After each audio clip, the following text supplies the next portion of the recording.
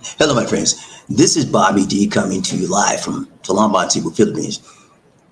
Welcome to the show. Today, we're going to talk about common challenges of biracial relationships in the Philippines. Common challenges of biracial relationships in the Philippines.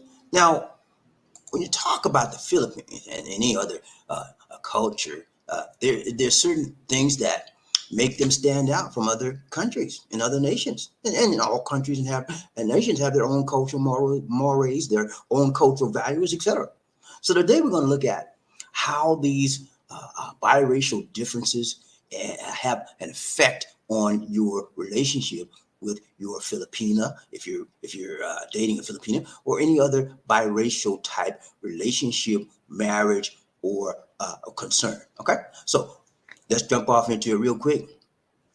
Hold on one second. I always verify my audio before we continue. How about that? Okay, check one, Mike. Okay, good. All right, let's go ahead. Thumbnail for the day. Ooh, hold on a second. One second, guys. Technical problem. Oh, this just messed up one big time.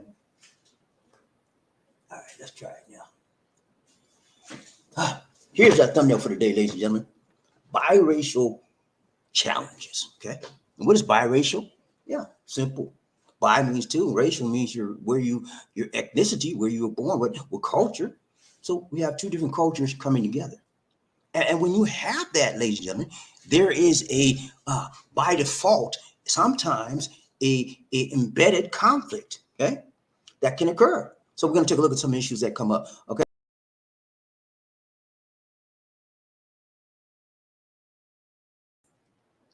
All right, here we go. We're going to take a look at uh, these focuses right here today. Focus for today, no hocus pocus, just focus, focus. We're going to look at number one, communication difficulties in a biracial relationship. Number two, cultural differences. Number three, long distance in a biracial relationship. And number four, differences in expectations. Okay, all these particular factors can have an effect on your relationship if you're in a relationship with a biracial person. Yeah, perhaps if you're American, your relation with a Filipina or you're German or whatever, or African American, these things have an effect on your relationship. And if you don't take these things into account later,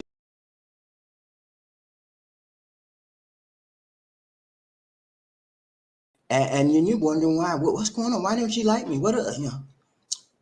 Cultural differences can be a huge factor. Number one, here we go. Number one, we're going to focus on communication difficulties. Now, when you talk about communication between a couple that's biracial, oftentimes that only sometimes that's only attains to the language, but there are other factors as well as we'll look at this that bar and stop communication from flowing properly. Number one, language. When your language is what you know and you're comfortable with it. And if you're in a relationship with a Filipina or any other person that's from a different race, their language is what they know, their native tongue, and they're comfortable with that. So when you try to communicate, if you're not fluent in their language and they're not fluent in yours, there's by definition there will be a conflict, there will be a clash, and there will be a barrier to a successful level of what communication. Okay. So I understand that that's one layer of difficulty. Secondly, you have to understand whenever you communicate, whenever you talk, there are certain communicational styles. Okay, what you mean, Bobby? These styles, man. You know, there's four main communication styles that inhibit or that will enhance your communication if you utilize these styles. Now, if you don't know her style of communication and she doesn't know your style of communication, that's going to be an issue. You have to develop each other's or have an understanding of each other's communication style. When you understand the style and the level of how you can get through to her or she can get through to you, then your communication will not be as hindered, okay, as much as possible. You want to keep it unhindered as much as possible. So number one, passive. Passive communication style is just like this. Most Filipinos are very passive. What you mean passive, Bobby? You're passive, man. They just like they'll do anything. You say yes, sir, okay, and they go along with it. Whether they approve of what you're saying or approve of what you're doing or not. They just agree. It's like a doormat. They can walk all over them. That's for most Filipinos. Some Filipinos are not like that. And we'll go over the other styles in a minute. But yeah, passive, man. There's some guys in relationship that are just totally passive. I'm not the one. Some guys are just passive. A lot of females are passive in certain cultures, certain nations. And if you understand the nature of your relationship and where she's coming from, if the culture there is most of the females are passive, then you'll know how to deal with her in communicating. Now there's a second style of communication, aggressive. What's aggressive, Bobby? Aggressive means that you're going to get your point across regardless of, and you don't care who it hurts, how it sounds. I don't care. I'm going to tell you what I want to tell you. And you just, aggressive, man. It's not good to be aggressive in general. Okay. Some cultures are very, very angry when they frown upon you being aggressive in certain cultures. Now, this culture here, especially for foreigners, I don't know. Sometimes I guess a Filipino would be considered, if they're aggressive with another Filipino, it would probably be okay. But as it pertains to a foreigner coming in the Philippines and being aggressive, that's a no-no. That's a big no. N to the O to the O. Now, you don't want to do that. That's against the culture. Whenever they see a foreign man in the Philippines becoming loud or aggressive, they look at him like that and they want to walk away from him. That's offensive to them. Okay, so that's one thing you need to keep in mind if you're dating a Filipino. Now, in America, we see that all the time. People talk loud, and but that's common to us. It's no big deal. But here, if you're a foreigner, that's a problem. So you have to understand, being aggressive here, if your Philippines is non-aggressive and you're aggressive, that's going to present a problem, not only to her, but perhaps to her family and friends if they endeavor to meet you. Okay. So now, another type of communication style is passive aggressive. Now, that means there's two different styles coming together. You're passive, yet you're aggressive. So let's understand. Let's break that down. Passive means that you don't talk a lot. You're quiet. You just hear and say, okay. But that's on the outside, externally. But internally, you're internalizing what's happening, and you're very, very aggressive. You're very, very angry about it. But you inhibit yourself. You're steaming in there, but you don't show it. You don't show it externally. You don't show this emotion. That's passive aggressive. It's very, very dangerous, because what happens is, once passive aggressive they can only take so much. Once they get to the boiling point, to the melting point, then they have a meltdown on you. You gonna be in trouble, buddy, because they just explode and boom, and then all the SH hits the fan. Okay, so those are dangerous people. Right?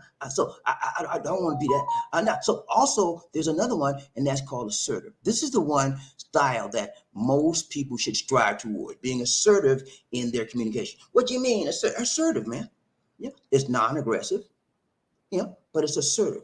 You're telling what you want to know in a direct, honest manner, and without any ultimate motives or any reasons to try to hurt someone. You're telling the facts. You're sticking with the facts, and you're also at the same time you're listening for empathy for the other person you're talking to, and that you're being assertive in what you're saying. Okay, that's the ultimate style that most people will try to strive toward. However, some of those styles are mixed together. Okay. There can be an assertive, aggressive. All of these things. But anyway, I just want to give you a brief introduction to communication styles. So understand your lady's communication style, whether she's assertive, whether she's passive aggressive, or aggressive. You should understand her style. That will help you in your communication, and vice versa. She needs to understand your style. Some cultures may place a greater emphasis on indirect communication, while others may value direct communication. Now, this is another form, indirect and direct. Direct communication is verbally telling somebody what you want to know. Okay. Now, here in this culture, there is a lot of indirect communication. What you mean indirect? Indirect, man. You talk to somebody without uttering a word. You can use gestures.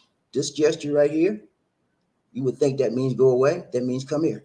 In the Philippines, there's a lot of different stuff. And then when they do their eyebrows like this, it's a lot of different meanings in that. But one of the main meanings is yes. Yes. Okay. or but anyway, there's a lot of different ways you can communicate not indirectly and get your point across. And if you're like when I first came here, my wife would talk to me, and she did the eyebrow. I said, "Hear me talking to you?" She said, "I said, don't you hear me?" I didn't know what she was doing, and then she had to explain to me. She was saying yes. That's a gesture. How they say yes, you know. So those are just some of the things when you understand, and that caused a problem because I thought she was totally ignoring me and trying to be funny with me. So I realized how she explained it, and we actually literally had to sit down and have a discussion because I thought she was just trying to ignore me and make belittle me, make fun of me, and yeah, that wasn't it at all. It was her way of her cultural moral values and way of communicating. And so when I understood that, things became much easier in our communication, in our day-to-day activities. Okay, so I understand the style of communication. Let's go. Number three, just to want to be. Number three, cultural differences. You're going to face cultural differences whenever you're involved with a person from another race or another country. There's differences in customs. I just mentioned a few just now. Traditions, wedding traditions, wedding values, or dating traditions, dating customs. There's all kind of differences, and you need to understand what those differences are because she needs to understand you. Here's what I find out, ladies and gentlemen. Whenever you're in the Philippines and you're dating a Filipina, most of the time, most foreigners have some type of idea of the culture. Then, if you're coming to the Philippines, you want to do some study and you find out what's going on or the values of the country. That happens a lot for the guy. However, vice versa, the female, most Filipinos could give a flip about your culture. They don't care, but they expect you to follow their cultural values. And if you don't, that's another problem. So when you're dating a Filipino, it is incumbent upon you. It would be to your best interest to learn their cultural values, to learn some of the cultural values and morals that you would need in order to understand her better. Now, some of them will learn some of yours, but I can guarantee you, far more often than not, most of them won't care a flip about learning anything about you. Okay, so but you have to bridge that gap, and that comes with communication and enjoying and engaging in time and energy in dating your lady. Okay, so yeah, it's important, man, that you understand the cultural values, the traditions, the beliefs, and the behaviors. Okay, when you're dealing with a person from another race or another country. Now, conflict and misunderstanding is going to happen if you do not get involved with understanding her way of communicating, understanding her cultural values, understanding her traditions for the culture. Because in this culture, in this society, Filipino society, many of the people or the households are ran by the women. What you mean ran by the women, man? The women are the one. Then most of the time, the women won't be the breadwinner, but they will run the house. They do the finances. When the husband just brings the money home and gives it to her, she does all the finances. She takes care of the children. She cleans the house. Those are cultural morals and values that role models, rather gender models, that the people in the Philippines expect. By and large, traditionally, those role models are in a constant state of flux. They're currently being changed right now because most of the younger generations in the Philippines do not adhere to, I just bring the money home and you spend it and do what you want. They don't hear that. It's more nowadays. The younger generation is like, we both work and we both have input in the decisions of the household. But traditionally, the Philippines, the woman usually does not work, and then she would take the money and divide it and pay all the bills and help do whatever has to be done for the children, etc. And so the woman usually runs the household. In America, that's not the case, or many other countries, that's not the case. In America, it's most open. Most couples usually work together, and there's some that stay at home, but majority of them work together and they pool their money resources together and they come up and they make decisions together regarding the household. So that's a huge thing. So when a man comes to a Filipina, that's one of the reasons why a lot of Americans or a lot of foreigners come to the Philippines, because the women are somewhat dependent on the man to supply their needs. Pay the rent, buy food, whatever. They're looking at the man, and that's just the way most of the Filipinos are raised. And so and what happens, a lot of men are traditional values of allowing the man to be the head, and so they want that type, and so they can't find it in their home state or home country, and so they venture to the Philippines. So all these things have a very, very important aspect and have a very, very important effect on your relationship as far as your communication. And they will challenge you, man. Biracial relationships are very, very challenging. I've been in a biracial relationship since for 7 years now, and it's challenging. It's challenging every day. I mean, every day is something new come up, you know. And a lot of it, when we sit down and talk about what just to happen, it all boils down to understanding and communicating on a very simple level what you know want them to know and what they want you to know. Most of the issues in your relationship in a biracial issue will come about because you are not considering their cultural values, or they're not considering yours, or there's a misunderstanding or a misinterpretation, and then there comes what, a conflict. Okay, and there are several ways you can resolve conflict, but that's what happens. Okay. uh Number three, long distance. Biggie, one biggie fry. Long distance, man. That's a huge biracial challenge. If you're in one country and she's in another, or you're in one, he's, it's a big challenge, man. It's limited in person contact. The distance. And they say sometimes they say distance, absence make the heart go fonder. Sometimes it doesn't, because sometimes when you're absent, you can't see what that person doing. That person can't see what you're doing. That's another challenge on a biracial relationship. If you're in another country and your partner is in another country as well, that's happened because trust issues develop. You can't see them. You don't know what they're doing, and it's just normal to want to think that could it be possible that she could be doing something other than what you want them, or you vice versa. You could be doing something other than what they want you to do. So trust issues come about. And then what happens is because you're not with your partner's not with you, and so although you may see them occasionally on the internet, chat line, video chat lines, etc. That's just not like being there in at all. Loneliness occurs. And then what happens as loneliness occurs, trust issues develop. And you begin to think, well, what's she doing? Yeah, that happens a lot. And so feelings of isolation, lack of companionship, all of those things come about. It's important for couples in long distance relationship to make an effort to stay connected and to communicate regularly. So very important. When I was dating Lisa D, we would talk every day, at least once a day, and sometimes be an hour or two, maybe longer. Yeah. But on the weekends, we would talk all throughout the weekend because I was off. Yeah. And she was available several times a day during the weekend. So that helped us bridge the gap of distance.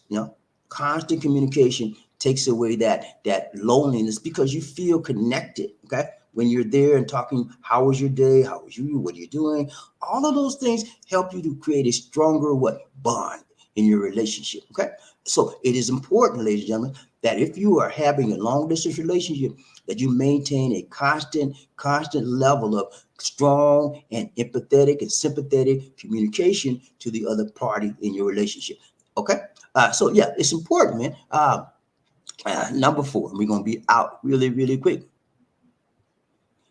Here we go. So number 4, differences in expectations. Okay. So there's a big source of conflict. You expect her to do one thing when you say this, but in her mind and in her culture frame of reference, that's a totally different thing that you're asking her to do. And that causes conflict. That causes anger, and that causes resentment. Because again, it's a misinterpretation of what each other is wanting or saying. So it helps if you can learn their language. That helps. If you can learn Cebuano or Filipino, whatever language they speak, that would help a lot. But it takes time to do that. I know the language to some degree. However, I'm not fluent in Cebuano yet. I plan to be, but I'm not. I don't put a big interest in doing that right now, but I will eventually. But it would help you if you're fluent in it. Now, if you're not fluent, the more words you know, and I know a lot of the words, will help you as well. Okay. So yeah, it is important, ladies and gentlemen, when you understand that the differences in communications and differences in expectations can be a huge source of conflict due to cultural differences, values, beliefs, customs, gender roles. I just talked to you about the gender roles, or what the role of the man is in the culture of the Philippines, and what the role of the woman is traditionally. And so it's important for couples not to, it's important for couples to be open-minded and honest with each other about their expectations for the relationship, and to try to find a way to compromise and meet each other's needs. It can be also helpful to learn about each other's cultural backgrounds and try to be understanding and respectful. If you don't respect your lady's background, that's it. That's a big no-no. Now, here's the dichotomy. They require, Filipinos require, if you don't respect their background and their culture, they will have a fit. I'm talking about a hissy fit. They don't like that. But at the same token, they won't respect yours, and it's okay with them. I find that a lot. So that's something that you have to deal with, understanding that they might not want to even know about your culture, but you better know about theirs. That's just the way it is here. Um, I have Lisa D she used to be like that a lot, but now since I expressed to her the importance of knowing where I'm from and how we do things where I'm from, she's beginning to learn more and more. And my sisters, I had my family come out here about 3 years ago, and they helped her a lot. She began to see more and more of how we communicate, the moral values of our family's life in the Philippines, how my sisters talked to her about a whole lot of stuff. And she became, her eyes were open to a lot of stuff that she didn't know. So it is so very important, ladies and gentlemen, when you have a biracial relationship, that you open the lines of communication and you keep it flowing as rapidly and as quickly as and efficiently as possible. Let's go back real quick. We're going to take a look at our summary and we're out. Number one, we talked about communication difficulties, language barrier. And then we talked about the cultural differences, traditions, and the traditions and the moral values that are different from one country to another. Then we looked at long distance. Many of you are in long distance relationship. And then on top of that, you have a cultural value and a societal relationship difference. And so you have to bridge the gap. It takes like much more work. And then we talked about differences in expectation. She expects you to do one thing because of her cultural background, and you expect her to do another. That calls for conflict. Okay? That's it, man. That's all I got for you today. I don't think we got anybody out here. Let me see. Riding Train, Bobby Lee, C, One Nation of the Groove. Murphy, hey, what's up, Murphy? Good to see you, man. I say something like this. Thank you so much. First man up in the house today. And he says, hello, what's up? What's up? Okay, Murphy, we don't have anybody else, man. I'm getting ready to go. It's been real. This is my second show today, ladies and gentlemen. I did one this is my second show within 24 hours. So I work hard, and I love what I do, and I do what I love, and I do it for you. So we're coming back from a big, I guess, layoff. We hadn't done live streams consistently for a while because of the holiday period, and now we're getting back into it. And our audience I had, they have to come back and remember who I was. You know what I'm saying? So it's okay, man. I understand the situation. We don't have a lot today, and we probably may not have a lot for a while until they understand when I'm coming back on. But anyway, Murphy, it was good to see you. I hope you're doing well out there, and I hope you're not you weren't affected by the blizzard of 2023 or 2022. I hope you're okay. And I hope that I know you had a good holiday, and I know you had a good vacation. You came back from the Philippines with about a month ago now. Yeah, about a month and a half ago now. And you had an awesome time in the Philippines. So good to see you again, and hope you're doing well. And that's all for now, guys. This is Bobby D saying take care, God bless, and peace.